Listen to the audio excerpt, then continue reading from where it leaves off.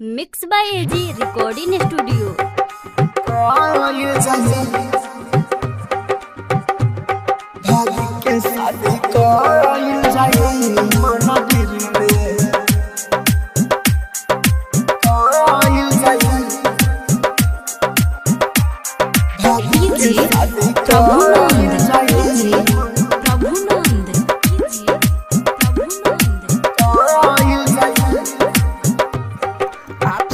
Single answer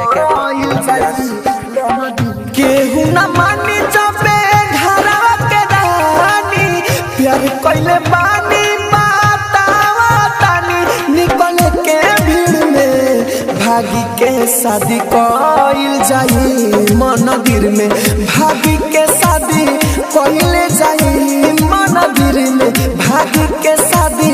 कइले जाई मंदिर में भागी के शादी कइल जाई मंदिर में केहू न मानी जबे घरवा के रानी प्यार कइले बानी बता देते बानी निकले के भीड़ में भागी के शादी कइल जाई मंदिर में भागी के शादी कइले जाई मंदिर में भागी के शादी कइल जाई मंदिर में भागी के शादी कइल जाई मंदिर में। Mix by AG recording studio. भागी के शादी कइल जाई मंदिर में कइल जाई भागी के शादी कइल जाई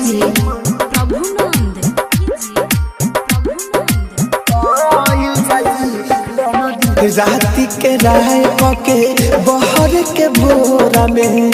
आवे के घरे लइका होते हो कोरा में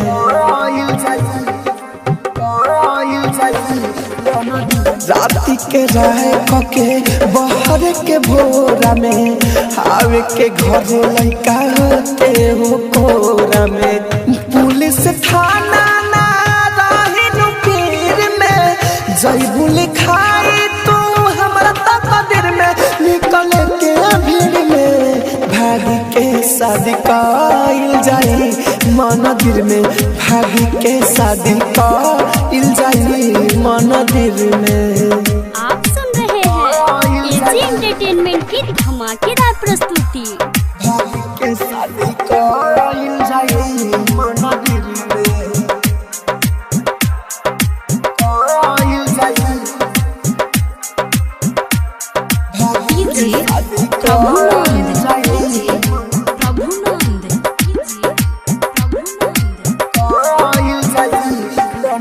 चुप रह राहुल राजा धानी न छोड़ी देवेंद्र दिमागी से दोस्ती ली जोड़ी चुप रह राहुल राजा धानी न छोड़ी देवेंद्र दिमागी से दोस्ती ली जोड़ी हमारे बारू नैन तो राखो ना नीर में ई सब काम जानू होला तनी भीड़ में निकल के भीड़ में भागी के शादी कइल जाई मंदिर में भागी के शादी कइल जाई मंदिर में। रिकॉर्डिंग स्टूडियो रोशनपुर सपहा।